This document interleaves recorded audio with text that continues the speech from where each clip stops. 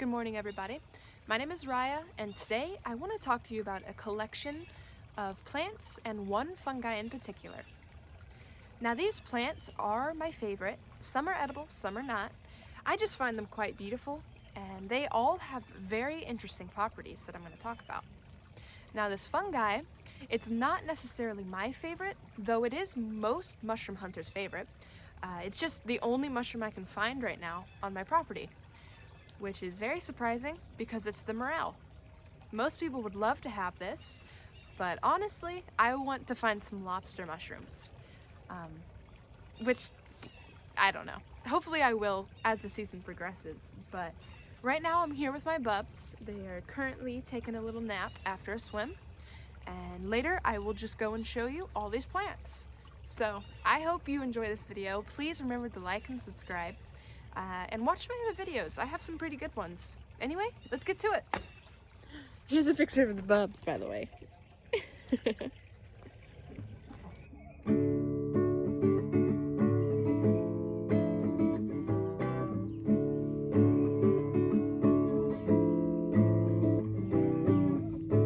Dear friends, let me tell you about a place where the birds and the chickens can play, and the ducks can swim in the creek all day. This is my homely place, and the spring is like nothing you've ever seen, and the fall is like nothing at all. This is my garden of Eden. I feel so alive here. So the first plant I want to talk to you about is called Jack in the Pulpit. This is a young Jack in the Pulpit. It is whorled in groups of 3, and eventually will grow that steeple, which most people call the Jack.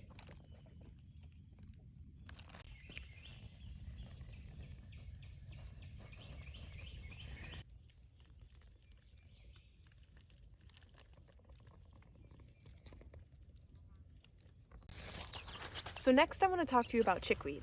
And the cool thing about this is it's actually a painkiller for little chickens. Like these little guys.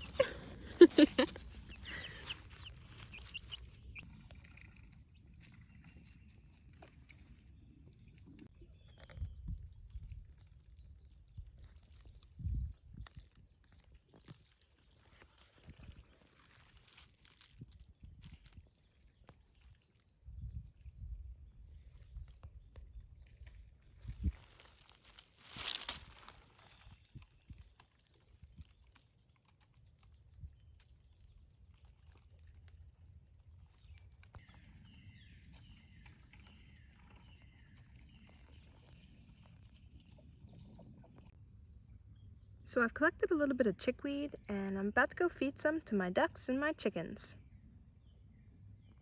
Bubs. They're taking a nap, but oh, oh wow. You just took it all. Bub, hey, where'd it go?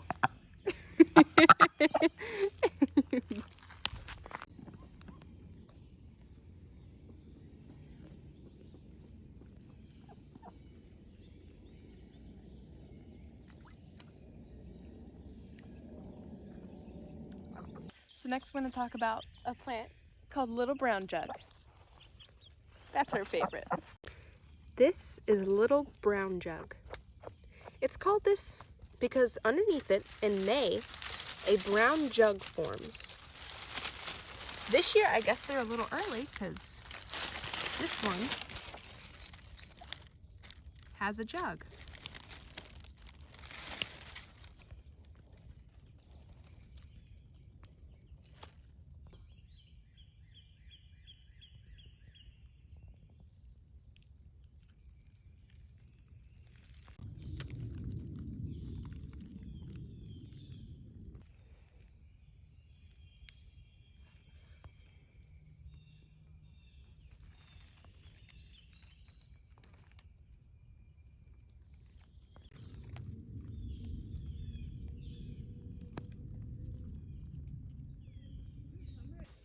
So Rascal's Ridge is home to this plant called heartleaf foamflower. Here it grows in abundance on this ridgeline, and it provides a wonderful home for frogs and snakes. Now, my ducks absolutely love frogs. I don't really know about snakes, and that's why I can always find them swimming here, just waiting for when the next frog bloops in. It's pretty awesome.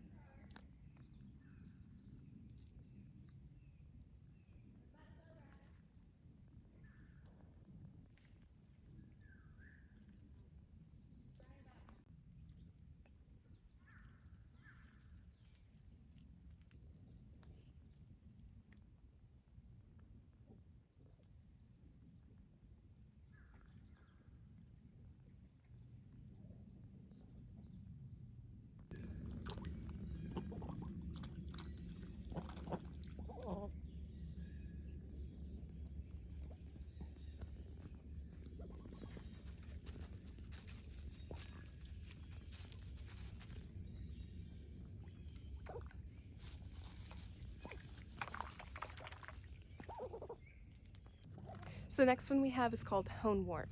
And honestly, I think this one is the most tasty. You can use it in any sort of vegetable broth, and it adds a very, very nice flavor to your meals. Let's check it out.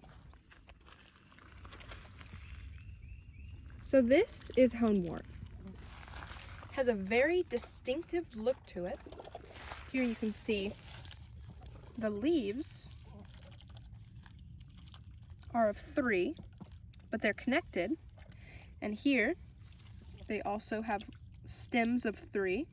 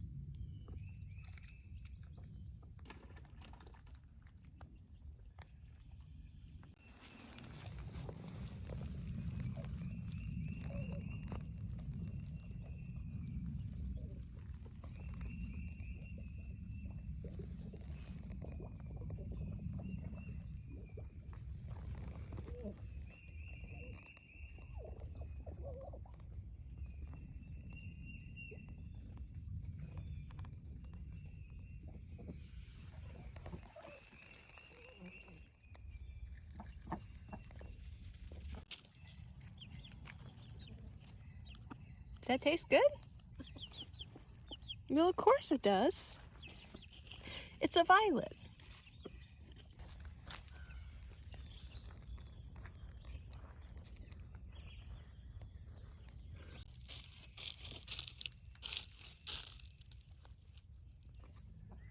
Chicken Biscuit wants a little snuggle. Very beautiful. She's been helping me find some plants recently. But now, hey, beautiful.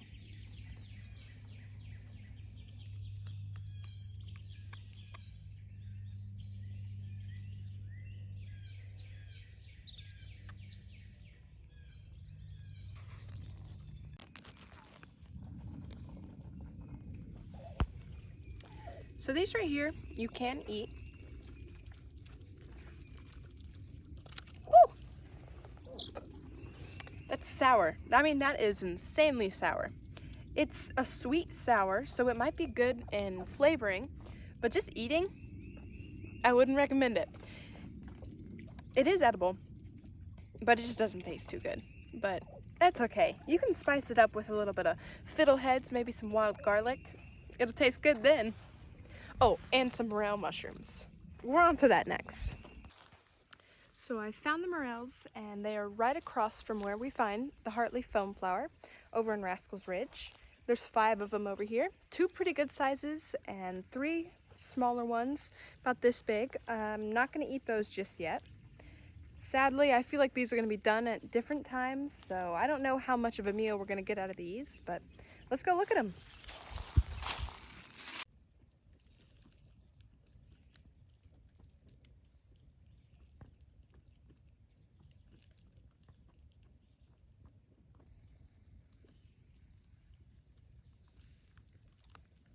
Here's a plant called wild geranium.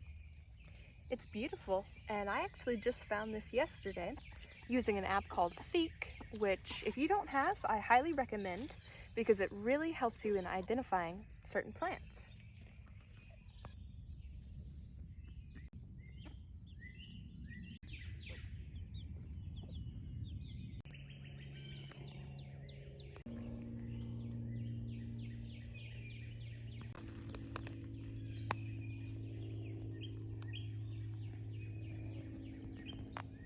I'm next to Mr. Bootsy Pig, and he is where all of the ground ivy is.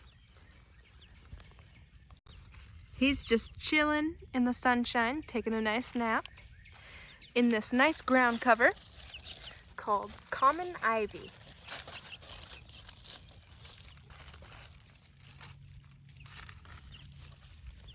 Hey, Bootsy.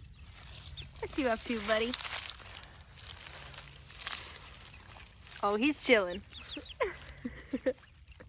Hey, buddy. This ivy was connected to a long vine, and here it is. I've pulled up a piece of it, and from here you can see 5 or 6 little ivy stems coming off of this one piece. And there's chicken gravy.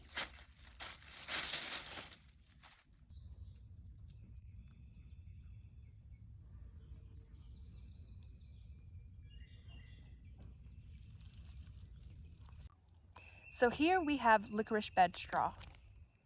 It's called licorice because it's quite sweet. When you taste it, it's very sweet.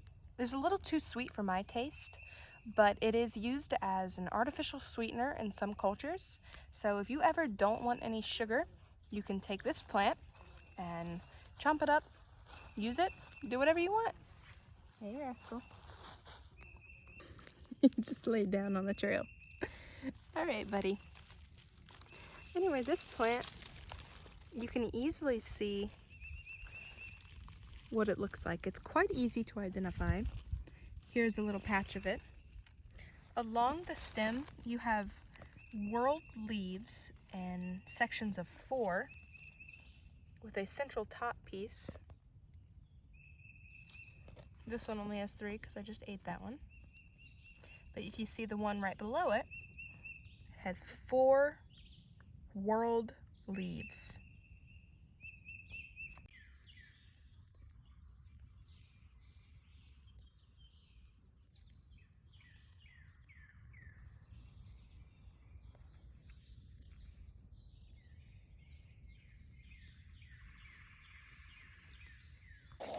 So I finally found it, a young pulp plant.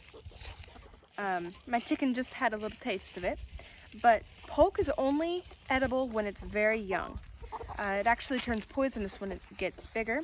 I've never eaten this plant, but Chicken Biscuit just did, so I think it must be fine. This is a polk plant.